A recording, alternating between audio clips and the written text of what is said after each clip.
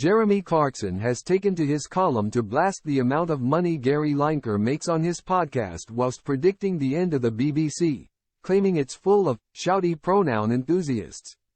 Jeremy Clarkson has revealed that he has a new love for podcasts. In his column for The Times, he revealed that he has weekly offers inviting him to host his own podcast, but wrote, "I would rather nail my tongue to a piece of wood." But in typical Jeremy style, he couldn't resist making a dig at TV presenter and podcast host Gary Lineker when discussing how much money a podcast host can make. He writes, "Sure, I've been told that Alistair Campbell and Rory Stewart are trousering £70,000 a month for talking to each other once a week, and that Gary Lineker has become richer than Croesus for talking to Alan Sugar about his favorite goals. But you can do well financially out of being a rent boy, and I'm not going to do that either." Jeremy, 63, also took aim at his former employers. He questioned that if podcasts were full of intelligent people saying interesting things, then where did that leave the BBC?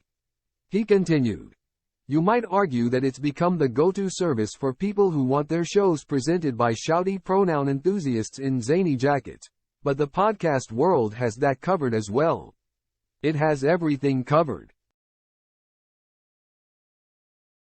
The BBC ended their working relationship with Jeremy Clarkson in 2015 when it was reported that Jeremy was responsible for an unprovoked physical and verbal attack on a colleague. His Top Gear co-presenters also left the corporation after spending 10 years together hosting the show. Jeremy continued to talk about the BBC in his column, claiming that he had been predicting the end of the corporation for years. He spoke about how there was talk that it would be over for the BBC when ITV launched and when it lost its license to show the football.